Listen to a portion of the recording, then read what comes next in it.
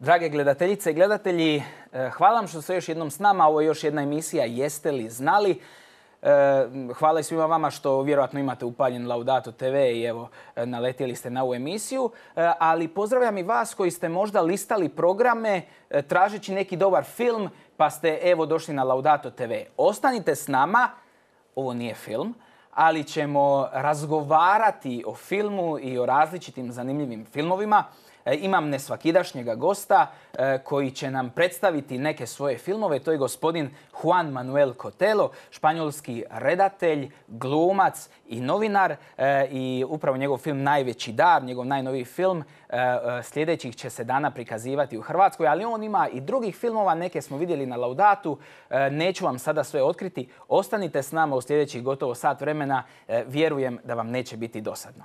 Dear Juan Manuel Cotelo, thank you very much for coming here to Laudato TV, for giving us your precious time.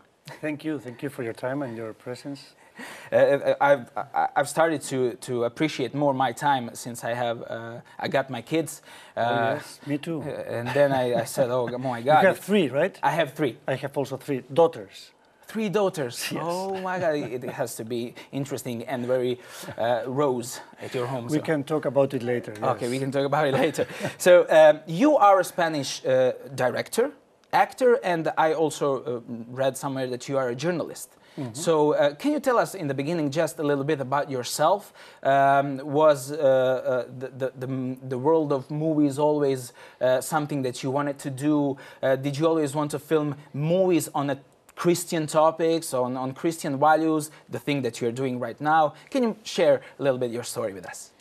Okay, it's a long story. 53 years old. No, but I'll stop you. But to sum up, I would say that when I was 16, one day I met a journalist. He came to the school to speak about the world of journalism. And I was completely engaged. To the point that I get home and I said to my mom, I know what I want to do in my life. I want to tell stories. The truth is that I didn't want to speak about the topics that I found in the media. I was never interested in the things that I found in the newspapers, in the radio. I knew that I was not going to dedicate my life to tell the same story once and again about politics, about economics, about the sports. I didn't know what kind of stories I would tell, but I knew I want to tell stories. So I became a journalist, and for, I would say, 10 years, I worked in a journalistic profession, always in television. Then I started doing entertaining programs, musical programs, reality shows, cartoons, and so on and so forth. From time to time, I traveled on my own to make a documentary about interesting topics that I found in life. One of those stories that I found was in Romania. I didn't know that Romania existed. I met a Romanian woman. She was a teacher in Spain at a university. She spoke to me about Romania, about the value of suffering. I thought, whoa, that's a very interesting topic. The value of suffering. Does it have any value to suffer? It seems a paradox. Yes. So I went to Romania, and when I went back, I decided to make a film. I never thought of making films. So I started writing a screenplay about the value of suffering. So I became a film director. But my intention was not to produce more films. I just wanted to make that film. So I went back to the entertaining world as an actor, as a screenwriter, as director. And again, to my surprise, when I was 40 years old, that means 13 years ago, until that time, I never thought of speaking or telling any story about God, or religion, or faith. It was not in my topics. Only in my private life, but not to the rest of the people. So, was there a specific reason for that? Yes, it was a persecution. Of course. I felt persecuted by God during 3 years. First, proposing me a very stupid idea. I thought it was so stupid, which, if I have to put it into words, is talk about me. Well, I received it as a stupid idea, so I didn't pay any attention. But then the stupid idea came once and again, 3 years. Talk about me, talk about me. I didn't want to talk about him. At the beginning it was an idea, then it was not an idea. It was facts, things that happened in my life. When I started thinking, well, he is persecuting me, because I met different people in different countries and different fields who spoke to me about their conversion. Conversion, for me, the only thing that was converted was the currency. No, you convert dollars into euros, but I didn't know of any person who converted. So I met 12 people who spoke to me about their conversion, and I was so attracted by them. And my first approach was to make them an interview with 2 conditions. First condition, with no watch, because I don't know how long would it take. Second condition, with no fear to the truth. And I told each one of them, if you dare to speak about the truth, we will start. If not, no. Do not expect any easy question. I'm going to ask my doubts about God, about the faith, about the church, about the sacraments, about everything. You have to convince me. And they say, okay, let's talk. And it was a trial. It was not really an interview. I mean, it's a long story, but at the end, after a struggle of 3 years, I decided to accept this stupid idea of talking about him through my work. But were you deeply in faith, or you were growing through this period of 3 years? It's not in my control. I think that in the same way that I do not control my growth physically, I go and eat since I was a baby, but I haven't controlled the size of my body. I do not decide how tall I am, how big, I don't decide it. Exactly the same with my spiritual part, which is I do not control my growth. I have to put it with a metaphor. Imagine someone that has been born in a beautiful, beautiful place, for instance, in Split. No? Beautiful landscape, beautiful, you have the sea, the beaches, the boats, the sunsets, beautiful. But you were born there. And imagine that one day, at the age of 40 years old, you open the door in the morning, you see all the surroundings, and you conclude, wow, this is so beautiful. And someone could tell you, where is the surprise? Well, believe me, I haven't realized how beautiful this is until today. So that's what happens to me at the age of 40. I received baptism when I was a baby. I was not aware of the beautiness and the effectiveness of that gift. Then I received the Eucharist many, many, many times. Many people have prayed for me. I have prayed a lot, but without realizing how important this is, how effective this is, how good this is, how important this is, until the age of 40, where I realized, wow, this is not just beautiful. This is important. This is much more than important. This is a real need, not just for me, but for everyone. This is the real medicine. This is the only medicine that works. This is the only thing which really can transform my life and the life of anyone. So I cannot talk about anything else from now on. I feel as if I am losing my time, and I'm making the people to lose their time if I speak about any other thing. There is nothing more important than this. I have to speak about it. Great. So that was the change, but it wasn't my decision. Of course, of course.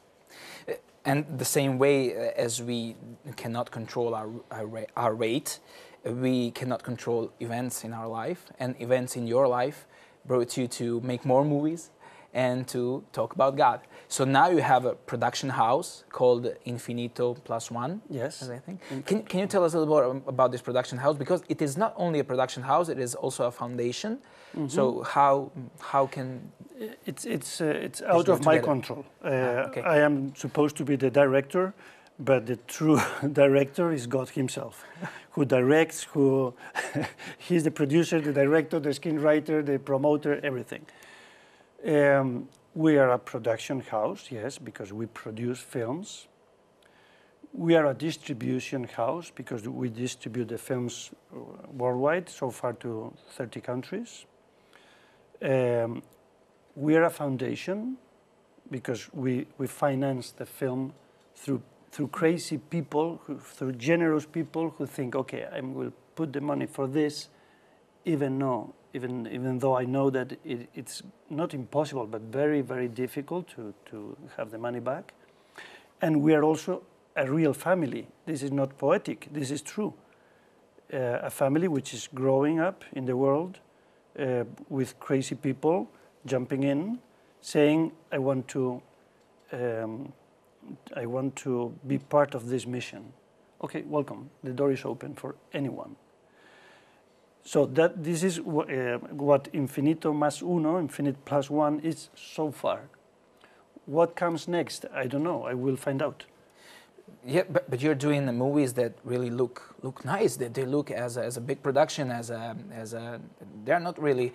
They don't look as a low-budget movies. So how do you manage to fund them? So there are so many. Well, I think so many good people. I think they are very expensive films. No, they are. They don't look like. No, they don't look like because they are not. Because they're not. I mean, I don't know what is a lot of money or what is little money. Things cost what they cost. We have a very clear paradigm, no? A way of thinking in terms of money, which is not to expend one single euro in anything which is a luxurious topic, matter. No, we don't have looks, no. But at the same time, we do not save 1 euro if by saving this euro we are going to do it with a lower quality. No. Mm-hmm. If you want to serve the people, you have to do it the best way you can. And you make a screenplay, or you have the idea of the film, and you really ask yourself, how much does it cost to do it well? We can do films with a telephone, and we can do it. Really, we can do it. Okay, if I offer this film done with a telephone to the public, am I serving them, yes or no? Am I serving them the way I would like to be served? And if the answer is no, okay, you have to go for a higher quality. But we don't have the money, okay, start looking for it. The first process of making any film is looking for money. We are now releasing in Croatia the latest film, which is the greatest gift about forgiveness. Okay, I have worked 4 years looking for money. I cannot say as an excuse, well, since I don't have money, I don't do it. Oh, since you don't have money, you start looking for money. How long? Whatever it takes. If it takes 1 month, great. If it takes a whole life, great. You have to do it. That's it. Without thinking about the results, without thinking when you have to finish. I remember how the Hebrew people had to cross the desert for 40 years without asking, how much is left? It's a long way, right? Do not think of it. Just take one step, one step, one step, and when God wants, you will finish. But don't think too much. For me, that's the most important thing. Don't think too much. Just do what you have to do today. And you will see tomorrow how long the trip is. But if you start thinking, oh, how difficult, how long, I cannot, okay, you won't do it because you have thought too much. Nice. This is good to hear. But another question here that I was always interested in this kind of topic. Why so little Catholics? Why there are so little Catholics in the world of film? At least in Croatia, it is like that. And when I'm looking at the world, I see that Protestants they make a lot of movies on Christian values, but Catholics not really. Why is that? Is it because of the budget? Is it because we are afraid of that world that is, let's say, overrun by high blockbusters, American movies or something like that? Do you see the problem that I see? Do you know how things are going? And can you tell us, do Catholics need to be more present in the world of film? I tend to think that the invitation from God to us is never to all of you. Of course. No, it's to you, only to you, to one person, which is you. And then I'm talking to another person, which is you, and then to another person, which is you. So I try not to think about the Catholics. Some Catholics. Not even some Catholics. I try to think only in myself. What should I do? What is the invitation that I receive without judging what the rest should do? And I find in my story a very big sin of omission. We are, or at least I am very, I detect very easily the wrong things that I do. But it is not so easy to detect the good things that you don't do. For a long time in my life, I have been hidden as a son of God, having the relationship with God typical of two lovers. I love you so much. Yes, I love you so much, but with the door closed. Do not let them see us together. I love you so much, but when I go to work, don't come with me. And if I produce films, I love you so much, but you don't come with me when I take the camera, when I write a screenplay, when I talk to the audience. I will talk to you later at home. And that's why, at least me, I haven't dedicated 25 years of speaking about God. Probably this is the reason why the world is the way it is. Because we, those who have known the love of God, the efficient love of God, we have decided not to speak about it. We are going to be successful people in our field as doctors, as politicians, as business people, as storytellers, as journalists, and I love you, God, so much, but not in public. So at the end, I think the solution and the answer is always individual, is personal. Are you ready to know that maybe God is looking for you to speak about Him? So do it. Without thinking too much, without thinking if it's good or bad, if it's the right moment or maybe later, if I am the right person or not, just do it. You just have to rely on His power, not in your power. That's the way it works always with the church. God looks for someone who is not ready to do it. And He gives the whole power through this person. If you think in Holy Mary, who is she? The most little one. That's it, with the greatest mission, which is above her possibilities. Great. Her answer was, thy word be done in me. It's not, okay, I will do it. No. She doesn't say, I will do it. No, you will do it through me. You will do it in me. What I am, the servant of the Lord. So when you feel driven to make a movie, does it feel the same? Do Yes. you always need to find that Mary in yourself to say, I'm here. Well, I would like to know how the process of making these movies goes. So you have a project, you have ideas, you have all written, and then you find money, and then you film the movie. Does it go like that? The first thing is to fall in love with something, with a story. You have to fall in love. If it's just interesting, it's not enough. If it's just good, it's not enough. You have to be in love with the story, even to the craziness, saying, this is the story I have to tell. Why? And sometimes you don't have the complete answer. It is just a very deep intuition, saying, this is the story that I have to tell. Then you start discovering how to do it. So you take the first step. The first step is very important, is to do it, to start doing, to start going in that direction.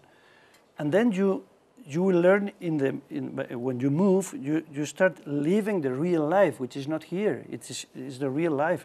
You will find people to help you.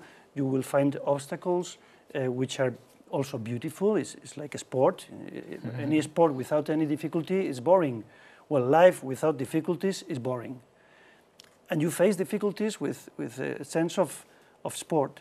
Okay, let's go for it. I have to go there. And then God is acting from the very beginning to the very end. The initiative is His, always. It is not that I have thought, no. When you realize this is something good to do, it is not your idea. It's the Holy Spirit asking you, please, would you go this direction? It's so hard to see it that way. No, I'm putting you this, but I think it works with any true love. The way that God communicates with us is through love.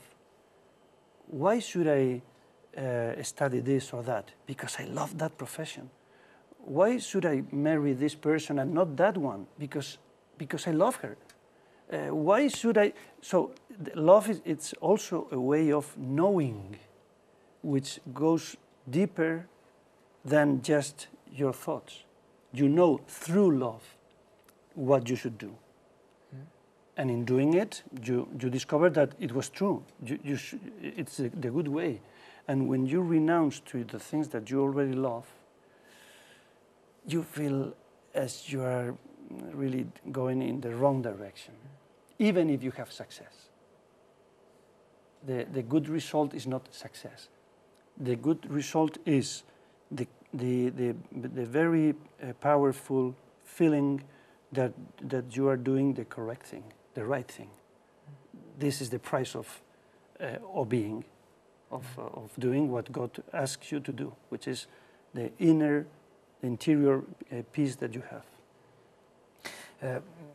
Do you ever have problems in distributing your films, since they have this strong Christian value message? This is never a problem. Never only an obstacle. This is a topic, and it is not an obstacle. The only important obstacles are always interior obstacles. Your lack of faith and your lack of love. This is the only obstacle. And I will add your lack of charity with the people around you.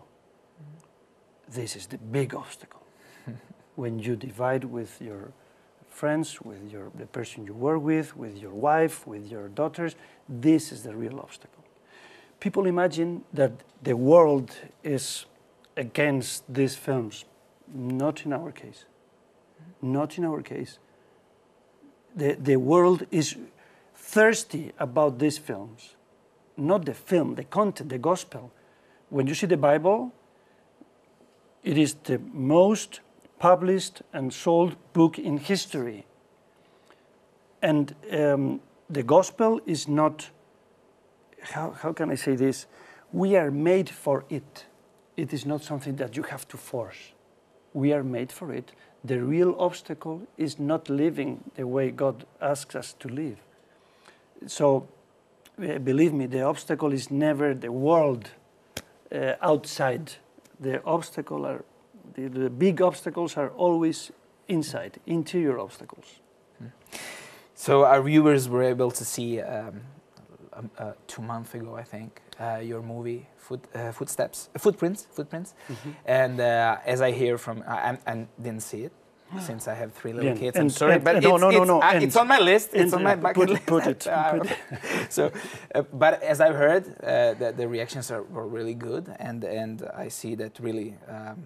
And we see here in Laudato, people are always asking us for more movies, more films with these topics, because the other movies are always more violent. I've noticed that lately you don't have really such a division between bad and good characters, but it's something, mostly there are movies that have only bad characters and only violence with no good message or good ending or confused characters, something like that. So yeah, we really need these kind of movies, and thank you for enriching us with your movie.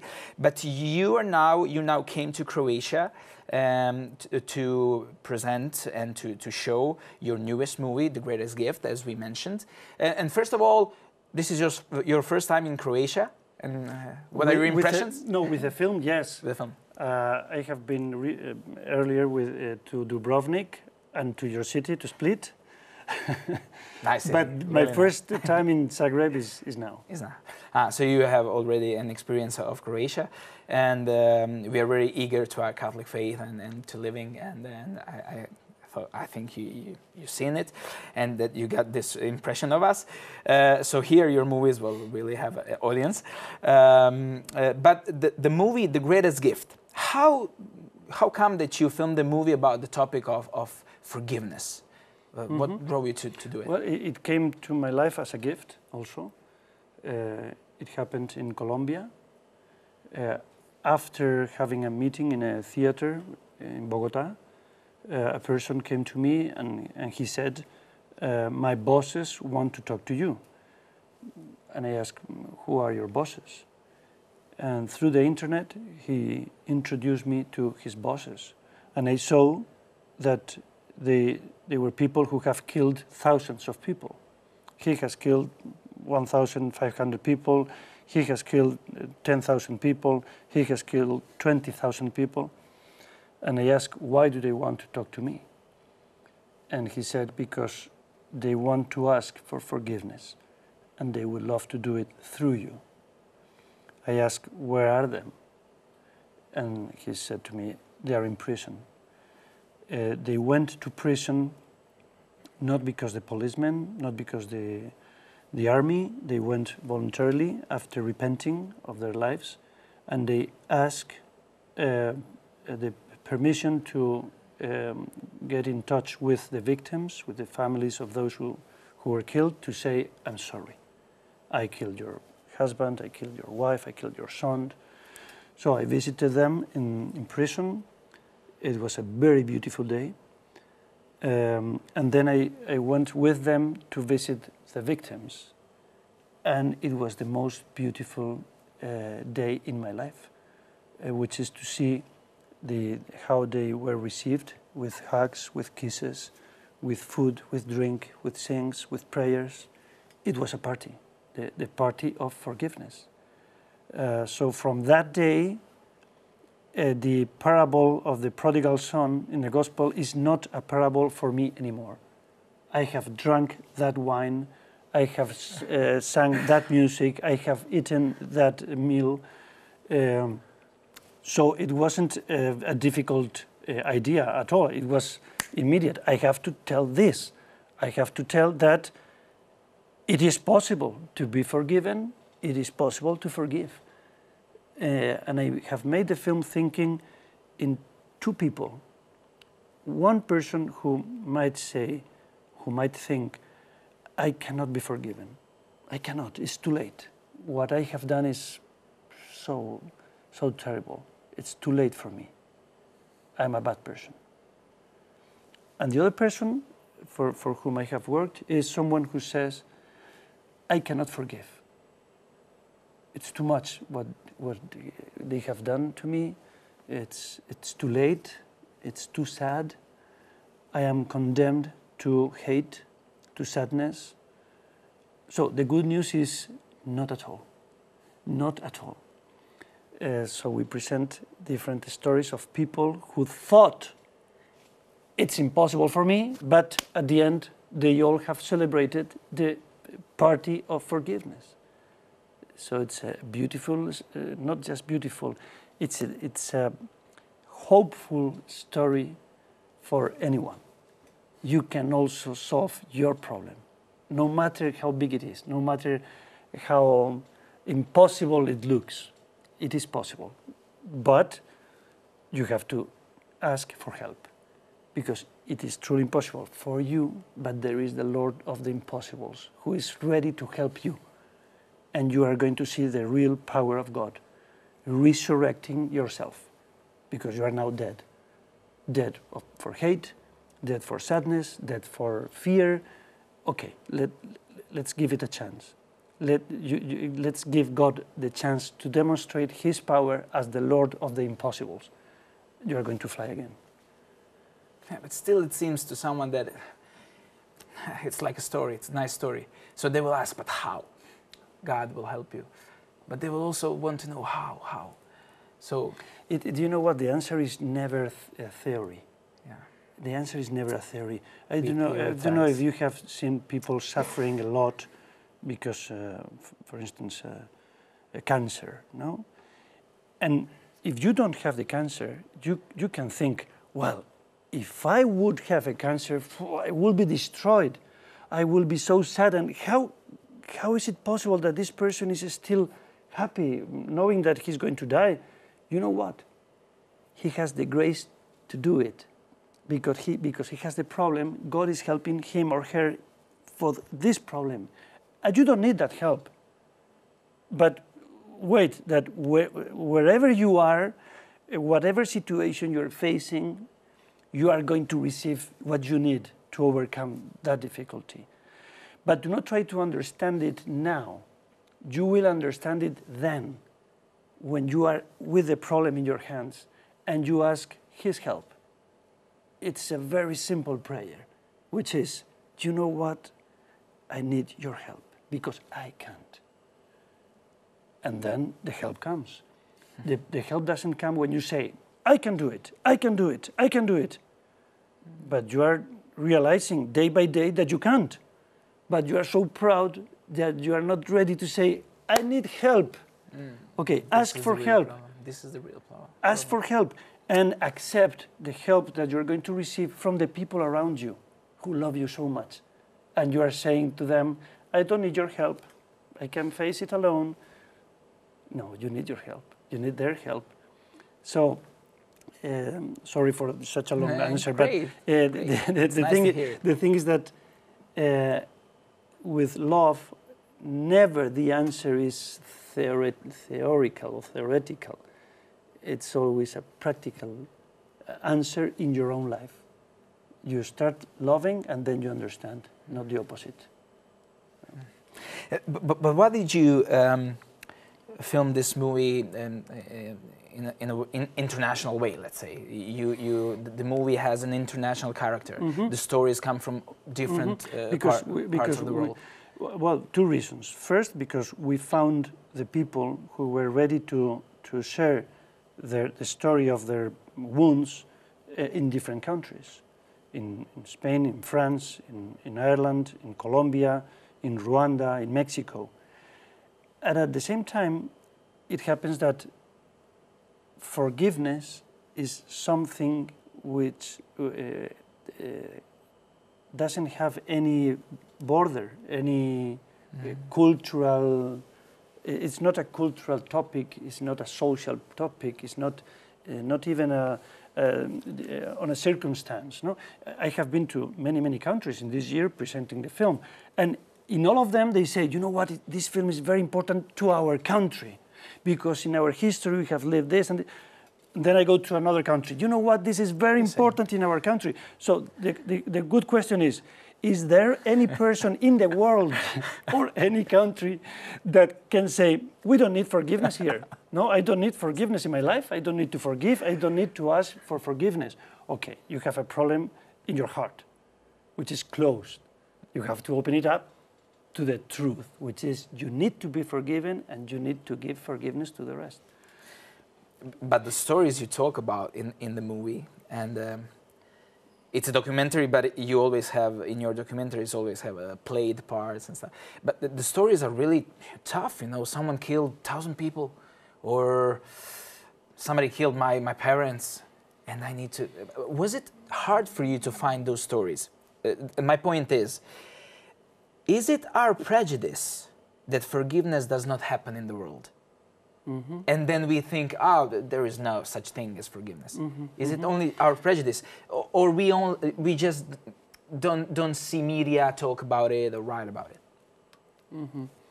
Forgiveness is something which is lived in any family in the world. Any family.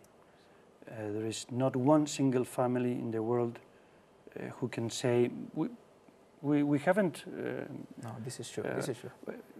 Any relationship between people, forgiveness is in the middle, the need of forgiveness, because we are fragile. We in the relationship, we hit one another. Sometimes it's a caress, and sometimes it's a hit. So you need to ask for forgiveness every day. When we made the film, I thought at some point that there is the risk of presenting forgiveness only for extreme stories. The killer, the assassin, and it is very interesting and very beautiful to see after 1 year that there is a story in the film of reconciliation between a man and his wife. And this story, which is the most simple one, we are seeing them right here in the Francisco and Gaby from Mexico. Okay, the most commented and celebrated story of all in the film is exactly this one. So many people have written to us saying, thank you for this story, because it's the story of my life. Yes. And we know already of many marriages which were broken to the eyes of the world, for 5 years, 6 years, 7 years, and now they are united together after watching the film. So yes, truly, thanks God. We need to be forgiven since we are kids. Yeah, that's true. So yeah, there is always a danger of us trying to be also trying to find the sensations, even in forgiveness. No, but forgiveness is such an ordinary thing, and it also helps when you see people who have forgiven very, very dramatic or serious problems. You feel, maybe I feel, I should forgive. How can't I? How do I say that I can't forgive if this woman in Rwanda, she has forgiven the man who killed her 7 children and her husband, and they are friends now, the killer and the victim. So do I have the strength to say that I can't forgive you because you didn't look at me well, or because you stole me 5 euros, or because you... No, no. Or if that person who did so many bad things, if he has humbled himself saying, I'm sorry, I killed your husband, shouldn't I do exactly the same thing, asking for forgiveness to my wife, to my children, to my neighbors, to my colleagues in the work, to the people in the street? Come on, do it. Thank you for bringing this parable of mercy into movie screens. I will now like to show to our viewers a trailer for the movie. Mm-hmm. At least we can show a trailer for now. So let's see the trailer, then we will comment it. Okay, good.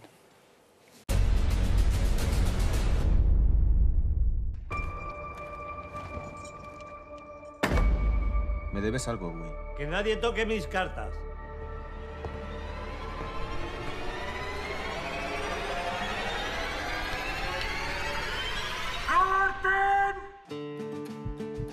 No me gusta. ¿No te gusta el qué? Que este final no es feliz. ¿Cómo va a ser feliz? Que un tipo mate a otro. Que levante la mano quien quiera que Jackson mate a Wilson. ¡Wilson, dale! El público quiere venganza. Y nosotros debemos de servir al público. Pues les vamos a servir un plato mejor. Tranquilo, que solo es una peli. ¿Estás segura? Abrid la prensa. ¿Qué nos encontramos? Violencia, odio, insultos, amenazas por todas partes. Los terroristas pusieron una bomba en el coche de mi madre y ambas perdimos, mi madre una pierna y un brazo, yo las 2 piernas y 3 dedos. They wanted volunteers to attack London. Soon I had 5 years of bombing achieved.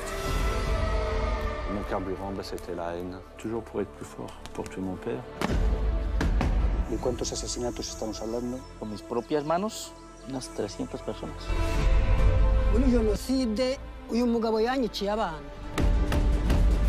Ojalá fuera una película. Este guión no funciona. Busque una víctima que esté dispuesta a perdonar. Y cambiamos de guión.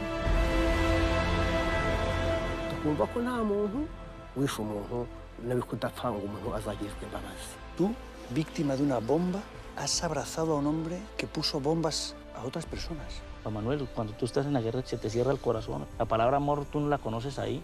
Tú la vienes a conocer después cuando alguien te abraza y te da perdón. Una sensación extraordinaria. Y es lo que tenemos que rescatar en las familias. El verdadero perdón de acá, de adentro.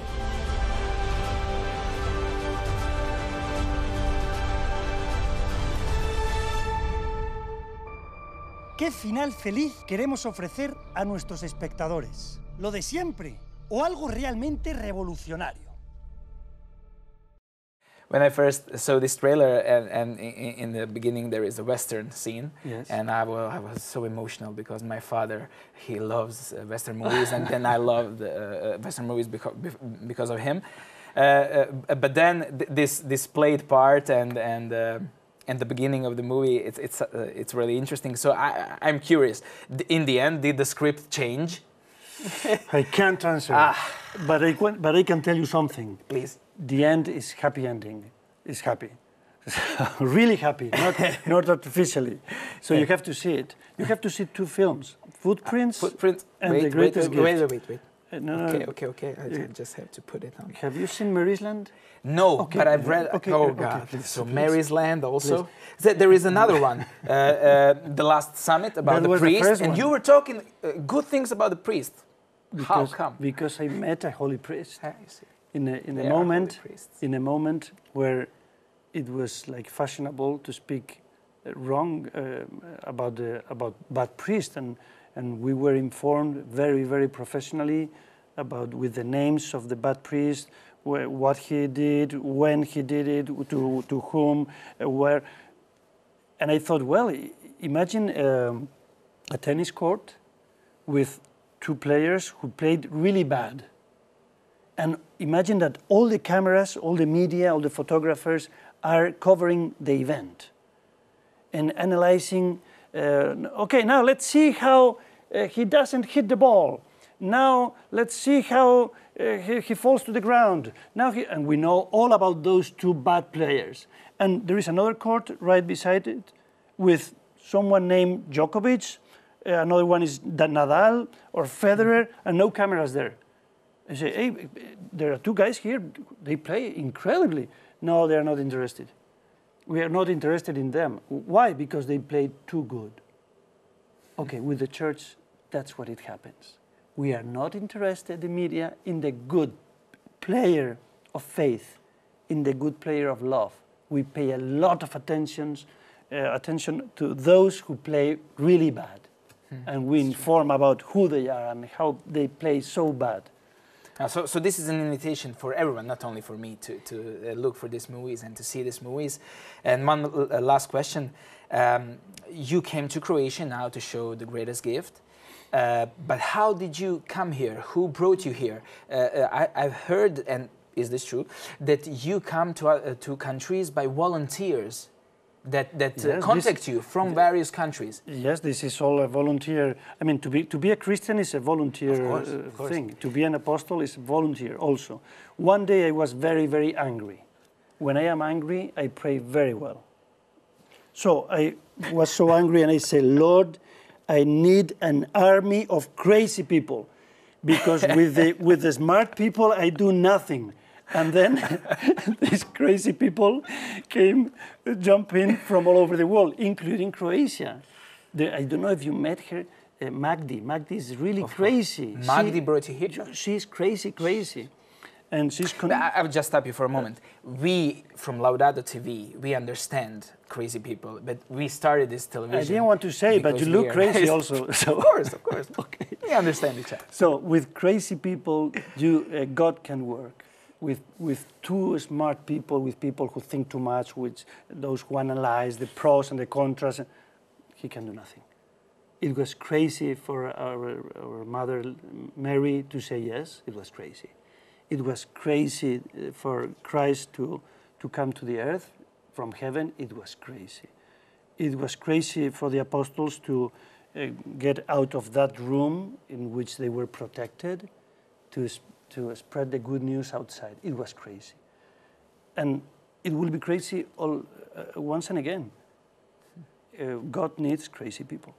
So if someone wants to show your movie in some cinema in their city, let's say in Split. Okay. So what should we do? What should that person do? Okay. Contact you?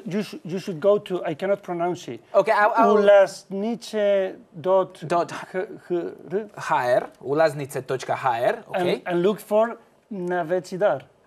NAJVEĆI DAR, okay. Exactly. And you ask for the film. Okay, I am in Split. I want to see the film in Split. And you will receive a message from a crazy person whose name is Magdi. Magdi will tell you, thank you very much. You are the person we need to promote the film in Split or wherever. And if you go for it and you find other people, then Magdi talked to the cinema in Split saying, you know what? I have good news for you. There is a lot of people in Split who want to see this film. And they will say, okay, let's bring it in. Great. Magdi prepared all the papers and... The initiative has to be from anyone in Croatia saying, I want to see the film. Okay, do not expect the film to go to you. Okay. Ask for it. Ask for it. You become a promoter. Good deal. Thank you very much, dear Mr. Cotelo. I enjoyed very much this conversation. I was enriched by it. I thought that I was going to just talk about movies, but in the end we talked about a lot of important things about life, and thank you very much. I wish you all the luck, all the God blessing for everything that expects you in the future, all the movies that you are not aware that you are preparing, that you will film. So please continue doing so and continue spreading God's world through the cinema. Thank you, and forgive me for my accent. My English is terrible. But okay, you can translate it, no, into Croatian. Good. Thanks to your movie, I will forgive you. Okay. Evo, dragi gledateljice i gledatelji, nadam se da ste vi uživali u ovom razgovoru, barem koliko sam ja uživao u njemu. I za kraj, evo, namjerno sam na kraju pitao našega gosta kako možete njegov film dovesti u svoj grad, u svoje mjesto. Dakle, to je vrlo jednostavno. Odete na stranicu www.najvecidar.com ili na Facebook stranicu Infinito Croatia-najveći dar. Napišete poruku i Magda koju smo spominjali, ona će vam se javiti i ona ima spremne sve papire i ona će vam objasniti kako evo možete dogovoriti s nekim lokalnim kinom da film dođe i u vaše mjesto. U Zagrebu ste vjerojatno čuli da se film prikazuje. Evo, još jedanput na tim stranicama provjerite koji su datumi, otiđite, pogledajte ga. Ja ću sigurno otići, dobio sam zadatak. A vama hvala što ste bili s nama i još jednom do sljedećeg puta lijep pozdrav.